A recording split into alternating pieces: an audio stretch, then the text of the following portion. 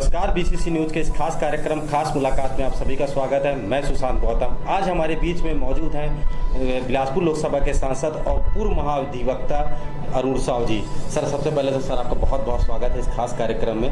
जी बहुत बहुत धन्यवाद। सर, जैसा कि बिलासपुर जिले से चौथा जिला हमारा गौरेला पेंड्रा मरवाही अलग हुआ, तो किस तरीके से देखते हैं सर इसे आप?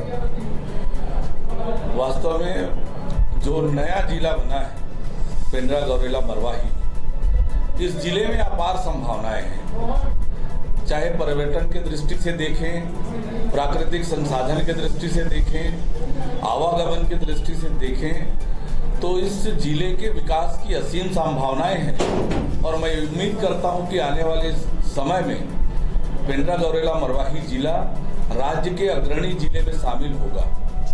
जैसा कि देखा गया सर कि कोविड-19 का समय चल रहा है, कोरोना वायरस संक्रमण का दौर है, लगातार आप संसदीय क्षेत्र से अपने नहीं रहे हैं, दिल्ली में आप रहे हैं, तो क्या कारण है सर कि संसदीय क्षेत्र पे आप रहे हैं? वास्तव में लोकसभा का सत्र चल रहा था और अचानक लॉकडाउन होने के कारण मैं वापस नहीं आ पाया था, परंतु मैं आपको कहना चाहूँगा कि क्षेत्र के लोगों से लगातार मैं संपर्क में था।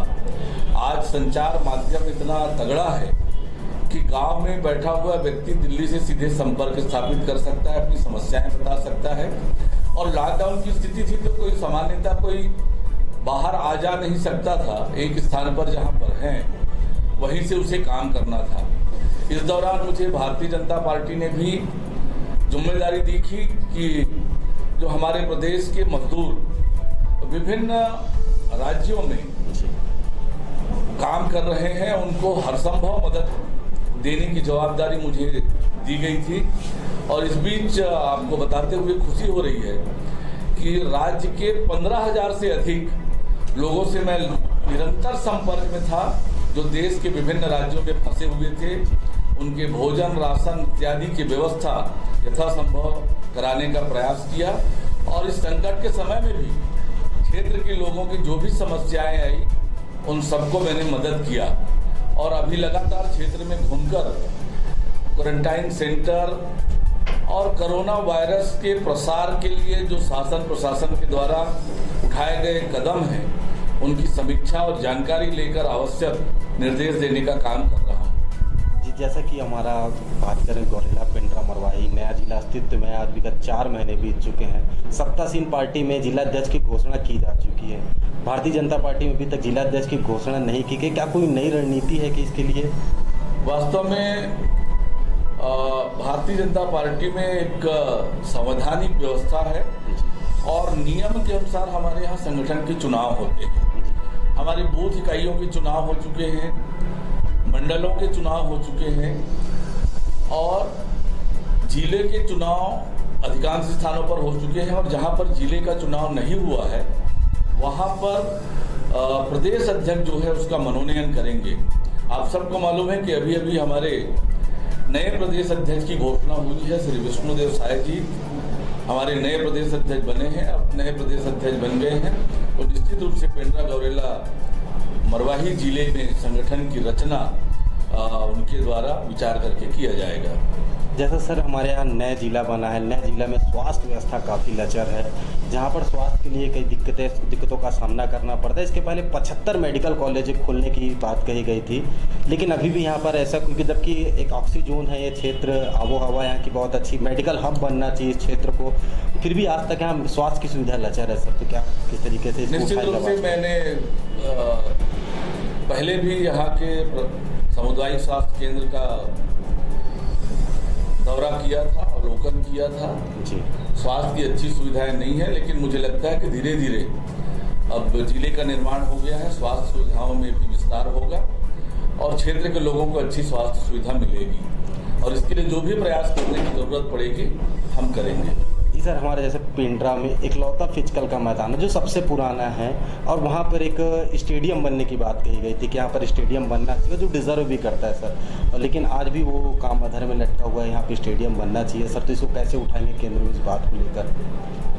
केंद्र सरकार की बहुत सारी योजनाएं हैं जी। उन योजनाओं का ज़्यादा से ज़्यादा लाभ पेंड्रा गौरेला मरवाही जिले को मिले, इसके लिए मैं निरंतर प्रयास करूंगा। मैंने अपने साथियों से चर्चा भी की है इस संबंध में और सबसे कहा है कि केंद्र सरकार की योजनाओं का क्या क्या लाभ इस जिले को मिल सकता है। आज मैंने जिले के अधिकारियों के साथ भी इस विषय पर चर्चा की कि जो आपकी योजनाएं केंद्र सरकार के सामने लंबित है या किस योजना से क्या लाभ हमारे जिलों को मिल सकता है वो मुझ तक पहुंचाएं, ताकि मैं यथासंभव प्रयत्न करके वो कराने का प्रयास करूंगा। सर, अभी आप बात कर रहे थे कुछ देर पहले कि आवास योजना के विषय पर, तो सर आवास योजना में जैसा बगल का एक राज्य है मध्य प्रदेश, जहां पर आवास योजना में 2.5 लाख रुपए दिया जाता है, वहाँ पे 2,25,000 रुपये दिया जाता है। तो सर इससे आवास योजना में हितग्राहियों को काफ़ी दिक्कत होती है, उतने पैसे में 25,000 और मिलते इन्हें, तो अच्छे से और इसका निर्माण कराया जा सकता था सर। ये बात मुझे संज्ञान में आई है जी, और इसके लिए मैं आवश्यक पहल और प्रयास करूँगा। जी सर, और एक हमारे यहाँ सबसे है पिंडा रोड और गेवरा रोड लाइन जो बन रही है सर, लंबे समय से अधर में लटका हुआ है काम, सरखोर को रेलवे स्टेशन बनाया जाना चाहिए सर।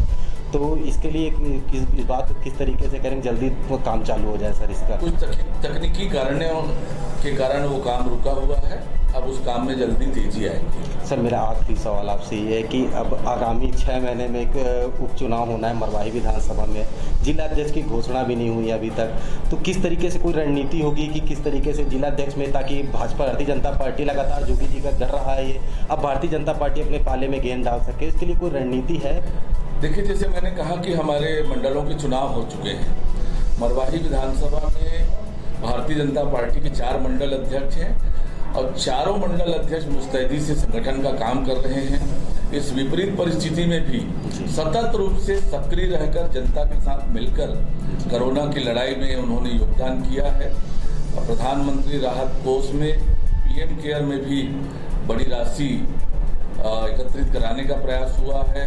कोरोना वॉरियर्स के सम्मान का कार्यक्रम, तो वो सतत संपर्क में रहे हैं, सतत रूप से सक्रिय रहे हैं और पूरी दमदारी के साथ जब भी उपचुनाव होगा मरवाही का, हम पूरी ताकत के साथ लड़ेंगे।